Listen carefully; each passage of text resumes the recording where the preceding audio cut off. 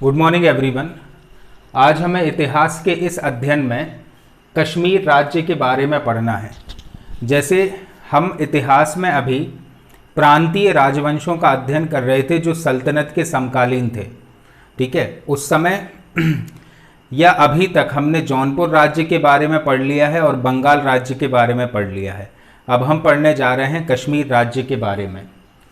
कश्मीर में मध्य युग का आरंभ 1320 ईस्वी में मंगोल आक्रमणों के साथ होता है, ठीक है। मतलब सबसे पहले अपना फोकस ले जाओ कश्मीर पर। हम पढ़ने जा रहे हैं कश्मीर में किस प्रकार से मध्यकालीन इतिहास का आरंभ होता है, ठीक है। तो कश्मीर में जो मध्य युग का आरंभ हुआ वो 1320 ईस्वी में मंगोल आक्रमणों के साथ होता है। मतलब इतिहास में हमने एक पहलू अभी हमारा बचा है, ठीक है, जिसे हम बोलते हैं प्राचीन भारत। वो हम सबसे आखिरी में पढ़ेंगे, ठीक है। प्राचीन भारत का जो राजवंश चल रहा था कश्मीर में वो 1320 तक चला है और 1320 के बाद एक राजनीतिक फेरबदल होता है और कश्मीर में मध्य युग का आरंभ हो जाता है, ठीक है। मंगोल आक्रमण होते हैं और उस मंगोल आक्रमण के दौरान कुछ ऐसी घटनाएं घटती हैं कि कश्मीर में मध्ययुगीन साम्राज्य का आरंभ होता है। इससे पूर्व मीर कासिम और महमूद गजनवी ने दो बार, एक बार 1015 ईस्वी में और एक बार 1021 ईस्वी में कश्मीर को विजित करने का प्रयास किया था, ठीक है। तो जैसे हमने मध्यकाल की शुरुआत करी थी मीर कासिम के आक्रमण से, तो मीर कासिम के आक्रमण या मीर कासिम ने दो बार कश्मीर पर आक्रमण करने की कहना चाहिए कोशिश की थी और एक बार गजनवी ने भी कोशिश की थी, लेकिन वो कोशिश असफल रही। 1286 ईस्वी में सहदेव ने कश्मीर में एक नए हिंदू राजवंश की स्थापना की थी। तो 1286 ईस्वी में सहदेव नाम के एक राजा थे जिन्होंने कश्मीर में एक हिंदू राजवंश की स्थापना की थी। इन्होंने 1301 ईस्वी तक शासन किया। इसके बाद सुहादेव गद्दी पर बैठा। तो मध्यकाल की जब शुरुआत होती है कश्मीर में तो एक हिंदू राजवंश से होती है जिसके शासक थे कौन? सहदेव, ठीक है। और सहदेव ने एक हिंदू राजवंश की स्थापना की और 1301 में सहदेव का स्थान ले लिया किसने? सुहादेव ने। सुहादेव का शासनकाल 1320 ईस्वी में दलूचा नेतृत्व में मंगोलों का आक्रमण हुआ। तो कश्मीर में सहदेव के उत्तराधिकारी सुहादेव शासन कर रहे थे कि 1320 ईस्वी में मंगोलों का आक्रमण एक मंगोल नेता दलूचा के नेतृत्व में होता है। मंगोलों ने कश्मीरी जनता का निर्मम नरसंहार किया। मतलब जब इन मंगोलों का आक्रमण हुआ कश्मीर पर तो इन्होंने कश्मीर की जो जनता थी उनको बहुत मारा, ठीक है।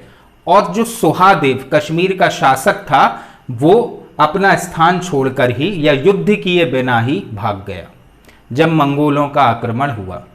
तो यहाँ पे से इतना ध्यान रखना है कि सहदेव ने वर्ष 1286 ईस्वी में कश्मीर में एक हिंदू राजवंश की स्थापना की थी।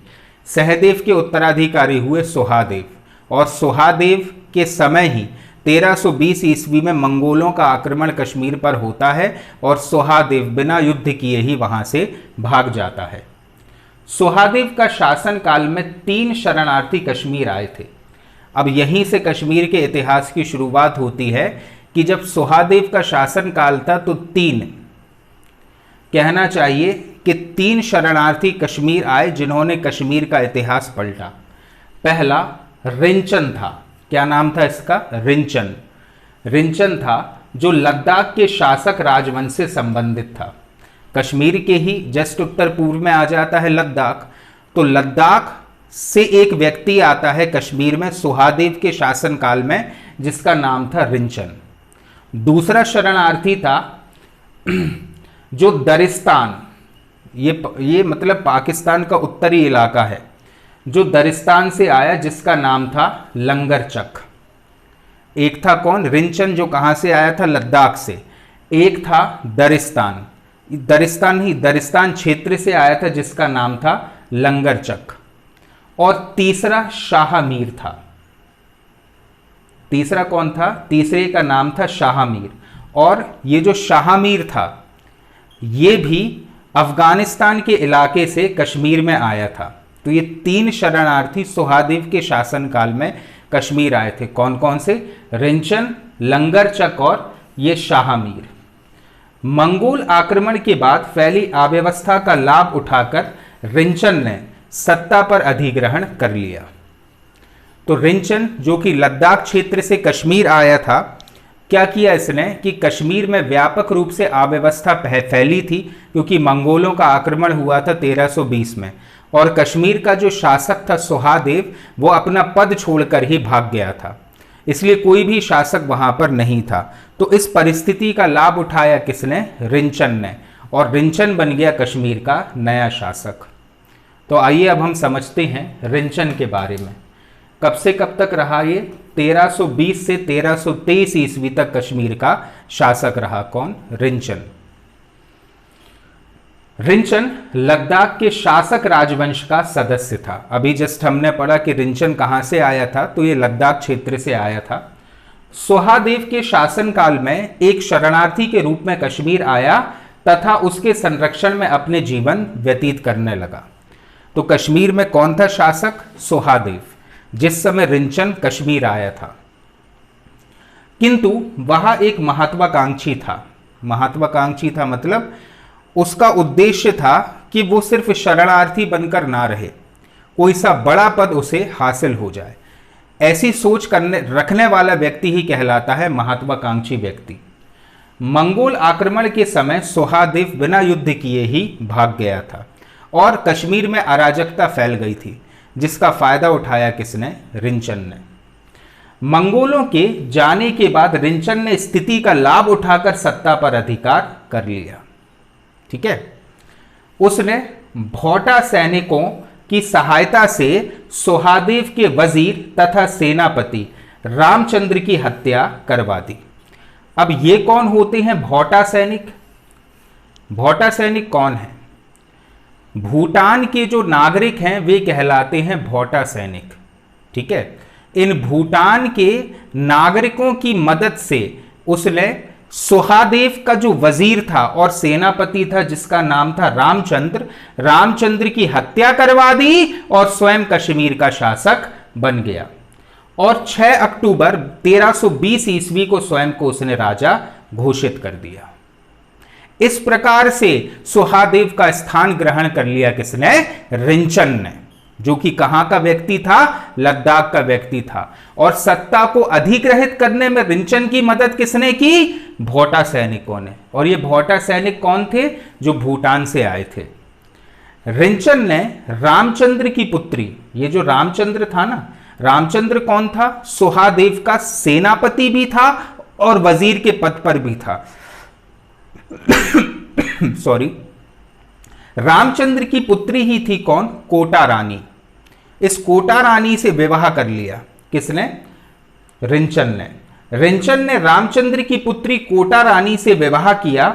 उसने शाहमीर को अपना वजीर बनाया। ये तीसरा व्यक्ति था जो सुहादेव के शासनकाल में कश्मीर आया था। कौन?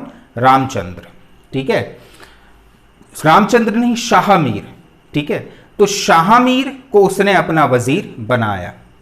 रिंचन अपने प्रशासन द्वारा स्वयं को एक अच्छा शासक सिद्ध करने का प्रयास करता रहा। ठीक है, किसी भी प्रकार का जात पात का भेद उसने नहीं किया और एक अच्छा शासक बनने का निरंतर प्रयास करता रहा। कौन? रिंचन। और उसकी पत्नी कौन थी? उसकी पत्नी का नाम था कोटा रानी, जो किसकी पुत्री थी? सुहादेव के वजीर एवं सेनापति रामचंद्र की पुत्री थी। कौन? कोटा रानी। उसका झुकाव हिंदू धर्म की तरफ था, किंतु शैव धर्म के प्रमुख संत दावा स्वामी ने रिंचन को हिंदू समाज में सम्मानित पद देने से इनकार कर दिया, क्योंकि वह जन्म से भोटा था। भोटा मतलब भूटान में जो धर्म चलता है वो चलता है भोटा धर्म। उस समय जो धर्म, आजकल तो ये लोग कहना चाहिए बौद्ध धर्म के अनुयायी हैं, लेकिन उस समय इनके धर्म को कहा जाता था भोटा धर्म। रिंचन भोटा था। भोटा मतलब भूटान के जो धार्मिक क्रियाकलाप है उनको मानता था। ठीक है, ये हिंदू बनना चाह रहा था कौन? रिंचन। लेकिन उस समय हिंदू धर्म की ही एक शाखा है शैव धर्म। शैव धर्म के एक बहुत बड़े संत थे जिनका नाम था दावा स्वामी। दावा स्वामी ने मना कर दिया कि वो हिंदू धर्म ग्रहण नहीं कर सकता, क्योंकि वो जन्म से क्या है? भोटा। इसीलिए उसने इस्लाम धर्म ग्रहण किया। ठीक है, अंत में वह इस्लाम धर्म ग्रहण करने के लिए विवश हो गया, लेकिन उसका झुकाव किस ओर था? उसका झुकाव हिंदू धर्म की ओर ही था। किसका? रिंचन का। उसे बुलबुल शाह ने इस्लाम धर्म में दीक्षित किया तथा उसका नाम सदरुद्दीन रखा गया। ठीक है, तो रिंचन से ही इस्लाम धर्म ग्रहण करने के बाद वह बन गया सदरुद्दीन। बाद में समय में सुहादेव के चचेरे भाई उदयन देव के नेतृत्व में जनता ने विद्रोह कर दिया। ठीक है, मतलब वास्तविक शासक कौन था? सुहादेव। सुहादेव को आपदस्थ कर, क्योंकि सुहादेव तो भाग गया था मंगोलों के आक्रमण के समय, तो रिंचन शासक बन गया किसका? कश्मीर का। और उसने कोटा रानी से विवाह कर लिया, जो कि सुहादेव के वजीर एवं सेनापति रामचंद्र की पुत्री थी। लेकिन सुहादेव का चचेरा भाई अभी जिंदा था, जिसका नाम था उदयन देव। कश्मीर की मेजॉरिटी ऑफ द पॉपुलेशन जो है वो हिंदू थी। क्योंकि रिंचन भोटा था लेकिन हिंदू धर्म ग्रहण नहीं कर पाया, उसने इस्लाम धर्म ग्रहण कर लिया, वो रिंचन से बन गया सदरुद्दीन। इसीलिए उदयन देव ने जनता को भड़काया कि एक इस्लामी व्यक्ति हिंदू जनता पर शासन कर रहा है, और उदयन देव के नेतृत्व में कश्मीर की जनता ने विद्रोह कर दिया। एक संघर्ष में रिंचन घायल हो गया और 1323 ईस्वी में उसकी मृत्यु हो गई। इस प्रकार से रिंचन ने कश्मीर की हिंदू प्रजा पर एक इस्लामी शासन थोप दिया। प्रजा ने विद्रोह किया, जिस विद्रोह में वो घायल हो गया और अंततः उसका देहांत हो गया।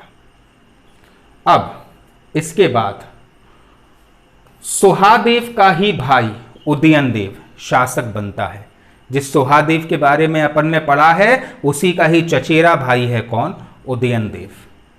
उदयन देव के गद्दी पर बैठते ही 3 दलों में सत्ता के लिए संघर्ष प्रारंभ हो गया और एक त्रिपक्षीय संघर्ष शुरू हो गया, क्योंकि बहुत से लोग रिंचन को अपना शासक मान रहे थे, क्योंकि सुहादेव भाग गया था युद्ध के समय, इसलिए उदयन देव को पसंद नहीं कर रहे थे। लेकिन उदयन देव ने हिंदू और मुस्लिम जनता के आधार पर राजनीति प्रारंभ कर दी। परिणाम स्वरूप सत्ता पर त्रिपक्षीय संघर्ष प्रारंभ हो गया। त्रिपक्षीय संघर्ष में शाहमीर याद है? यह रिंचन का वजीर था। शाहमीर केंद्रीय शक्ति था। उदयन देव एक अयोग्य शासक सिद्ध हुआ। इसने रिंचन की विधवा कोटा रानी से विवाह कर लिया, क्योंकि कोटा रानी तो हिंदू थी, क्योंकि रामचंद्र की पुत्री थी। ठीक है, इसलिए उदयन देव ने विवाह कर लिया किससे? कोटा रानी से। लेकिन उदयन देव जरूर अयोग्य हो, लेकिन कोटा रानी एक महत्वाकांक्षी महिला थी। कोटा रानी एक योग्य व महत्वाकांक्षी महिला थी। सत्ता की शक्ति उसके हाथों में केंद्रित थी। किसके? कोटा रानी के। इसी समय मंगोलों ने कश्मीर पर आक्रमण किए। फिर से मंगोलों ने कश्मीर पर आक्रमण किए। किसके शासनकाल में? उदयन देव के। उदयन देव अपनी पत्नी कोटा रानी को छोड़कर लद्दाख की ओर भाग गया। जिस प्रकार से सुहादेव भागा था, वैसे ही उसका जो भाई उदयन देव है वो भाग गया और पूरी सत्ता सौंप गया अपनी पत्नी कोटा रानी को। ऐसी स्थिति में कोटा रानी ने अपनी योग्यता का परिचय देते हुए शाहमीर की सहायता से आक्रमणकारियों को मार भगाया। तो कोटा रानी ने बहुत ही साहसीपूर्ण तरीके से कार्य किया और शाहमीर के सहयोग से इन मंगोल आक्रमणकारियों को भगा दिया। और उदयन देव तो कहां भाग गया था? लद्दाख क्षेत्र में। शाहमीर के मंगोलों के विरुद्ध पुरुषार्थ ने उसे अत्यंत लोकप्रिय बना दिया, क्योंकि एक्चुअल में शासक कौन था? उदयन देव। लेकिन कश्मीर की जनता को मंगोल आक्रमण से किसने बचाया? शाहमीर ने। इसलिए शाह मीर बहुत ज्यादा लोकप्रिय हो गया कश्मीर की जनता के समक्ष। शाह मीर के मंगोलों के विरुद्ध पुरुषार्थ ने उसे कश्मीर में अत्यंत लोकप्रिय बना दिया। परिणाम स्वरूप स्थिति का लाभ उठाकर वह सत्ता को हथियाने का प्रयास करने लगा। बिल्कुल वैसे ही जैसे रिंचन ने परिस्थिति का फायदा उठाया था, ऐसे ही फायदा उठाया किसने? शाह मीर ने। इसी बीच 1339 ईस्वी में उदयन देव की मृत्यु हो गई। ठीक है, तो अब उदयन देव भी नहीं बचा। कोटा रानी ने स्वयं को शासक घोषित कर दिया। मतलब पूरी सत्ता जो है वो किसने हथिया ली? कोटा रानी ने। शाह मीर ने इसका विरोध किया क्योंकि शाह मीर जो है स्वयं शासक बनना चाह रहा था। इसने इंदरकोट के किले में कोटा रानी को घेर लिया। मतलब शाह मीर तो वैसे भी लोकप्रिय था कश्मीर में, प्रजा पूरी शाह मीर का समर्थन कर रही थी, लेकिन शासक कौन बन गई थी? कोटा रानी। इसलिए कश्मीर में एक स्थान जहां पर ये शासक रहते थे वो था इंदरकोट का किला। उस इंदरकोट के किले को घेर लिया किसने? शाह मीर ने। अंत में उसे अपने साथ विवाह करने के लिए बाध्य किया। किसे? कोटा रानी को। उसने प्रस्ताव रखा कि कोटा रानी अगर मेरे साथ विवाह कर लेती है तो मैं उसे बख्श दूंगा। अब बहुत से फारसी जो स्रोत हैं उसमें यह बताया गया है कि कोटा रानी ने शाह मीर के शयन कक्ष में स्वयं पर छुरा भोंककर आत्महत्या कर ली। मतलब शाह मीर से विवाह जरूर कर लिया था, लेकिन शयन कक्ष में उसने स्वयं को ही मार डाला। किसने? कोटा रानी ने। इस प्रकार से कोटा रानी का अंत यहां पर हो जाता है और पूरी सत्ता मिल जाती है किसे? शाह मीर को। तो इस प्रकार से शासक बन जाता है कौन? शाह मीर। कोटा रानी की आत्महत्या के बाद शाह मीर 1339 ईस्वी में सुल्तान शमसुद्दीन की उपाधि धारण करके गद्दी पर बैठता है तथा कश्मीर में शाह मीर वंश की स्थापना करता है। ठीक है, तो कोटा रानी ने स्वयं को मार लिया है, आत्महत्या कर ली है, और सत्ता किसके हाथों में आ गई है? शाह मीर के। और शाह मीर ने उपाधि धारण की है किसकी? सुल्तान शमसुद्दीन की, और कश्मीर का शासक वह बन गया है। वह कश्मीर का प्रथम मुस्लिम शासक था, क्योंकि सबसे पहले हिंदू राजवंश की स्थापना हुई थी। उसके बाद रिंचन ने इस्लाम स्वीकारा था, लेकिन वास्तविकता में तो वो भोटा था। उदयन देव हिंदू था, शाह मीर मुस्लिम था। इसलिए माना जाता है कि शाह मीर कश्मीर का पहला मुस्लिम शासक हुआ है, और इसके सत्ता का अधिग्रहण करने से ही कश्मीर में स्थापना हुई है शाह मीर वंश की। शाह मीर ने निष्पक्ष और न्याय के आधार पर शासन प्रारंभ किया। मतलब हिंदू और मुस्लिम दोनों प्रजा को एक तराजू में उसने तोला था, किसी भी प्रकार का भेदभाव उसने नहीं किया। कश्मीर में सामंतवादी व्यवस्था को समाप्त कर अपने निष्ठावान हिंदू और मुस्लिम सेना नायकों को एकताएं आवंटित की। सामंतवादी व्यवस्था मतलब ये हम मेंस में भी पढ़ेंगे और डिटेल में, अभी शॉर्ट में मैं आपको बता देता हूं क्या होता था। एक क्षेत्र जैसे आज के समय में आईएएस आईपीएस अधिकारी होते हैं, उनको एक पूरा एरिया राजस्व हेतु सौंप दिया जाता है। आईपीएस को कहना चाहिए कि शांति मेंटेन करने के लिए दे दिया जाता है। वैसे ही उस समय हुआ करते थे सामंत, जिन्हें एक पूरा क्षेत्र दे दिया जाता था और उस क्षेत्र का गवर्नेंस वो सामंत देखा करते थे।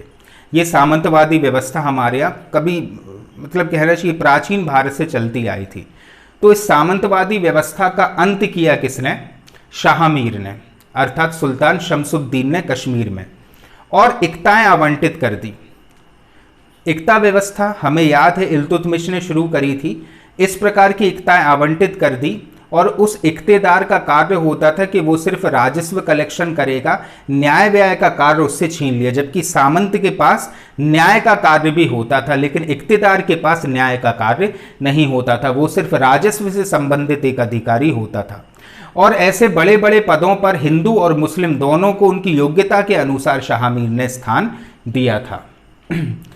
उसने कुल उपज का 6वां भाग लगान के रूप में निश्चित किया। मतलब लगान जो वसूला जाता था इन इख्तेदारों के द्वारा, वो कुल उपज का 1/6वां भाग ही होता था।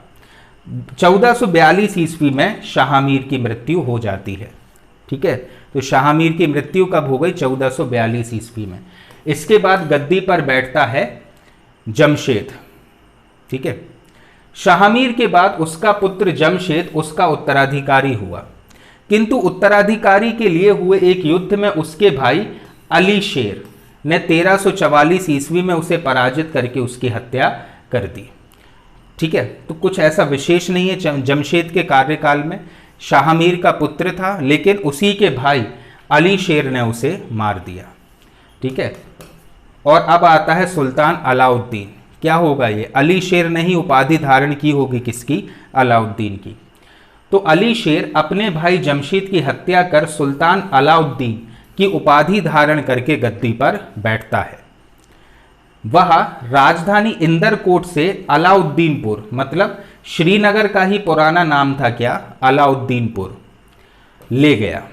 पहले राजधानी थी इंदरकोट की, क्योंकि हमको मालूम है इंदरकोट का ही घेरा लगाया था शाहमीर ने, किसे कैप्चर करने के लिए?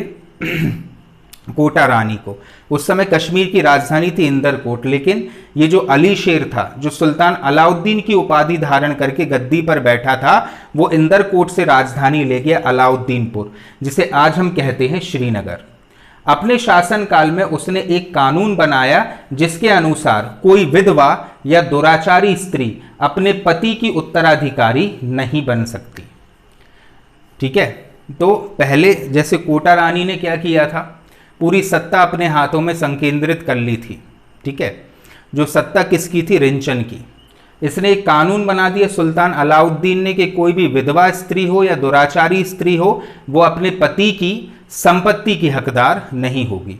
परंतु 1356 में इसकी भी मृत्यु हो जाती है। इसके बाद आता है सुल्तान शिहाबुद्दीन। सुल्तान शिहाबुद्दीन शाहमीर वंश का वास्तविक संस्थापक माना जाता है। ठीक है, भले ही शाहमीर वंश की स्थापना कर दी हो किसने? स्वयं शाहमीर ने, लेकिन उसका वास्तविक संस्थापक कौन है? सुल्तान शिहाबुद्दीन। उसने संपूर्ण कश्मीर पर अपना प्रभुत्व स्थापना की तथा शासन का पुनर्गठन किया, सभी दिशाओं में विजय प्राप्त कर अपने साम्राज्य का विस्तार किया।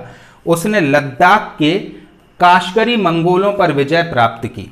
ठीक है, ये मंगोल आकर बस गए थे और मंगोलों की जो प्रजाति लद्दाख में बसी थी वो प्रजाति थी काशगरी मंगोल, जो बार बार कश्मीर पर आक्रमण कर देते थे। उसने उन मंगोलों का पर्दाफाश कर दिया और उन पर विजय प्राप्त कर ली।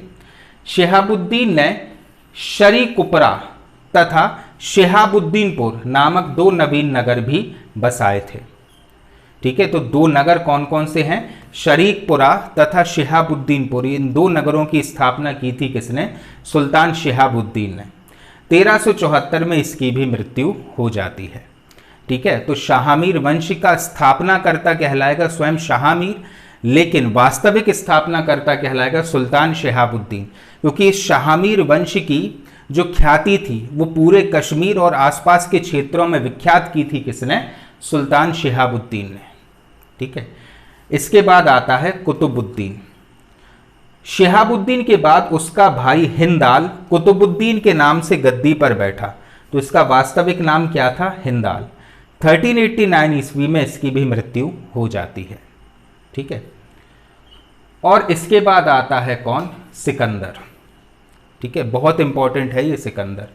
इसके पास उपाधि थी बुत शिकन की, और बुत शिकन का अर्थ अपन ने सल्तनत में भी पढ़ा था, जिसका अर्थ होता है मूर्ति तोड़ने वाला। ठीक है, कुतुबुद्दीन की मृत्यु के बाद उसका अल्पायु पुत्र सिकंदर उसका उत्तराधिकारी हुआ। ठीक है, तो जिस समय ये गद्दी पर बैठा उस समय इसकी उम्र बहुत ही कम थी। किसका पुत्र था ये? कुतुबुद्दीन का। उसकी माता ने पति संरक्षक की भांति कार्य किया। दो प्रभावशाली मंत्री, एक राय मदारी व सहक, उसकी सहायता करते थे। किसकी? सिकंदर की माता की। ठीक है, 1393 में सिकंदर ने अपनी माता का प्रति संरक्षकत्व को ठुकरा दिया। उसने अपने नाम के खुतबे पढ़वाए और सिक्के भी जारी किए।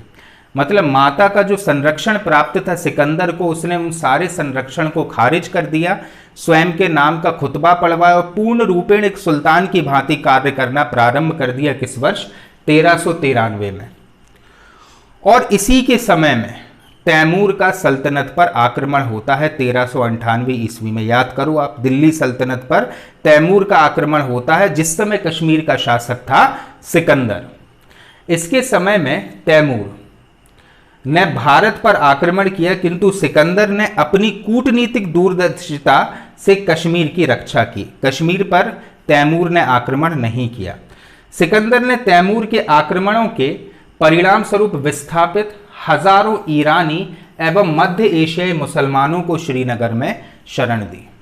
ठीक है, क्योंकि तैमूर ने अकेले भारत पर आक्रमण नहीं किया था, ये मध्य एशिया ईरान पर आक्रमण करते हुए भारत आया था, इसलिए बहुत सारे घरों को इसने उजाड़ दिया था। किसने? तैमूर ने। और उस समय बहुत से ईरानी लोग विस्थापित हुए थे, रेफ्यूजी बनकर भारत में एंटर हो रहे थे, और श्रीनगर में बसने की इजाजत दे दी थी किसने? सिकंदर ने उन सभी ईरानियों को। ठीक है, इन आगंतुकों, आगंतुक मतलब मेहमान, या कहना चाहिए एक प्रकार से रेफ्यूजी, सबसे प्रमुख ईरानी सूफी संत सैयद मोहम्मद हमदानी थे। ठीक है, तो ये जो सैयद मोहम्मद हमदानी थे, ये उस समय के बहुत बड़े सूफी संत हुआ करते थे, जिसे श्रीनगर में आश्रय दिया था किसने? सिकंदर में। आज भी अगर आप देखो ना, ब्रीड वही है ईरानी वाले कश्मीर के लोगों में। ईरान के लोग हमारे जैसे नहीं होते। ठीक है, ये काफ़ी लंबी हाइट के होते हैं, बिल्कुल गोरे होते हैं, नाक इनकी नुकीली होती है। कश्मीर के अधिकतर लोग आपको ऐसे ही मिलेंगे। उसका कारण यही है कि सिकंदर ने इन बहुत सारे लाखों ईरानियों को शरण दी थी। कहाँ पर? श्रीनगर में। सुल्तान सिकंदर ने उनका सम्मान पूर्वक स्वागत किया। किसका? सैयद मोहम्मद हमदानी, जो उस समय के एक बहुत बड़े सूफी संत थे। कहाँ से आए थे ये? ईरान से। तथा उनके लिए खानकाह का निर्माण करवाया। खानकाह मतलब रहने की जगह और इबादत करने की जगह, इसका निर्माण करवाया इन सूफी संत के लिए। कहाँ पर? श्रीनगर में। सिकंदर एक अत्यंत धर्मांध शासक था। धर्मांध शासक इन द सेंस कि वो सिर्फ मुस्लिमों के प्रति ही झुकाव था, हिंदुओं के प्रति नहीं था। सोहाभट्ट नामक एक ब्राह्मण उसका प्रधानमंत्री एवं मुख्य परामर्शदाता था। ठीक है, लेकिन हिंदुओं को उसने बड़े बड़े पदों पर नियुक्त किया था, जो इस्लाम स्वीकार कर लिया था। और ये जो व्यक्ति था ना, जिसका नाम था सोहाभट्ट, इसने सिकंदर के प्रभाव से इस्लाम धर्म को ग्रहण कर लिया था। इस्लाम धर्म ग्रहण करने के बाद वह हिंदू धर्म का कट्टर विरोधी बन गया। कौन? ये सोहाभट्ट, जो प्रधानमंत्री था किसका? सिकंदर का। इसने स्वयं ब्राह्मण था, लेकिन इस्लाम धर्म स्वीकार कर लिया, और इस्लाम धर्म स्वीकार करने के बाद हिंदुओं के अगेंस्ट में चला गया और अंततः हिंदुओं पर अत्याचार करने लगा। और इसी ने सुझाव दिया था सिकंदर को कि हिंदुओं को 3 प्रस्ताव दो: इस्लाम, मृत्यु और निर्वासन, और जो उन्हें चुनना होगा वो चुन लेंगे। मतलब कश्मीर में जितने भी हिंदू रह रहे थे, वो इस सोहाभट्ट ने सुझाव दिया किसे? सिकंदर को, कि उन सबके सामने आप 3 प्रस्ताव रखो, या तो इस्लाम धर्म स्वीकार कर लो, या मृत्यु स्वीकार कर लो, या फिर हमारे राज्य से निकल जाओ। इस्लाम, मृत्यु या निर्वासन, इन तीनों में से कोई भी एक चीज स्वीकार कर लो। बहुत से परिस्थितियों के मारे लोगों ने इस्लाम धर्म स्वीकार कर लिया। ठीक है, बहुत से जो कट्टर हिंदू थे वे निर्वासित हो गए, और जो ये नहीं कर पाए वो मृत्यु को प्राप्त हो गए। ठीक है, इसलिए दगाबाज था कौन? सोहाभट्ट, बहुत बड़ा। उसने मस्तक पर चंदन लगाना प्रतिबंधित कर दिया तथा सोने व चांदी की मूर्तियों को गलाकर सिक्के बनाने के आदेश दिए। जैसा कि आप सब जानते हैं, कश्मीर का जो पूरा क्षेत्र था वो एक हिंदू क्षेत्र था, हिंदू बाहुल्य क्षेत्र था। लेकिन इस सोहाभट्ट, जो कि स्वयं जाति से एक ब्राह्मण था, उसने अपने मालिक अर्थात सिकंदर को सुझाव दिया कि हिंदुओं के अगेंस्ट में हो जाओ, और हिंदुओं को या हिंदुओं पर दबाव डाला कि वो इस्लाम धर्म स्वीकार कर ले। और इतना कट्टर हो गया अब ये कि हिंदू देवी देवताओं की मूर्तियों को गलाया और सोने चांदी के सिक्के उसने बनवा लिए। हिंदुओं पर जजिया भी आरोपित किया। किसने? सिकंदर ने। उसने मंदिरों को भी तोड़ा, जिसमें मार्तंड, चक्रधर, त्रिपुरेश्वर, सुरेश्वर, अवंतीपुर के मंदिर शामिल थे। बहुत सारे मंदिर थे कश्मीर में, लेकिन सिकंदर के शासनकाल में उन सारे मंदिरों को ध्वस्त कर दिया गया। 1413 ईस्वी में सिकंदर की मृत्यु हो गई और सिकंदर ने अपने शासनकाल में कश्मीर में सती प्रथा पर भी प्रतिबंध लगा दिया था। क्लियर है? जो सती प्रथा तो एक अहम भूमिका निभाती थी हिंदुओं में, या हिंदुओं के कल्चर का हिस्सा थी, लेकिन सिकंदर ने सती प्रथा पर प्रतिबंध लगवा दिया था। इसके बाद आता है अली शाह। तो सिकंदर के बाद उसका पुत्र मीर खान सुल्तान अली शाह की उपाधि धारण करके गद्दी पर बैठा। तो इस अली शाह सिकंदर का पुत्र था, ठीक है, जिसका वास्तविक नाम था मीर खान। वह नाबालिग था, इसलिए सोहाभट्ट वही दगाबाज ब्राह्मण जिसने इस्लाम धर्म स्वीकार किया था, सोहाभट्ट उसका प्रति संरक्षक बना। 1417 ईस्वी में सोहाभट्ट की मृत्यु हो गई और अली शाह ने अपने छोटे भाई शाही खान को अपना वजीर नियुक्त किया। मतलब दो छोटे छोटे लोग जिनकी उम्र बहुत ही कम है, वो कश्मीर की सत्ता का संचालन करने लगे। कुछ समय पश्चात दोनों भाइयों में सत्ता के लिए संघर्ष हुआ, ठीक है। मतलब किस किस के बीच में? अली शाह और उसके भाई शाही खान के बीच में सत्ता के लिए संघर्ष हुआ। शाही खान ने खोखरों की सहायता से अली शाह को पराजित कर मार डाला तथा जैनुल आबिदीन की उपाधि धारण करके गद्दी पर बैठा, ठीक है। तो ये चीज याद रखना, जैनुल आबिदीन बहुत बड़े शासक हुए हैं कश्मीर के, और जिनका वास्तविक नाम था क्या? शाही खान, ठीक है। जिसने किसकी सहायता ली? खोखरों की सहायता ली और अपने भाई अली शाह को पराजित कर मार डाला और कश्मीर की गद्दी पर बैठा, ठीक है। तो अब कश्मीर का शासक कौन हो गया है? जैनुल आबिदीन, ठीक है। ये हम कश्मीर के सेकंड पार्ट में पढ़ेंगे जैनुल आबिदीन के बारे में। जैनुल आबिदीन कश्मीर के अकबर कहलाते हैं, कश्मीर के अलाउद्दीन कहलाते हैं। क्यों कहलाते हैं? ये सारी चीज़ें हम नेक्स्ट लेक्चर में पढ़ते हैं, ठीक है। लेकिन जैनुल आबिदीन के पहले जितने भी शासक हुए हैं उन सारे शासकों का अध्ययन आप अच्छे से कर लें। Thank you.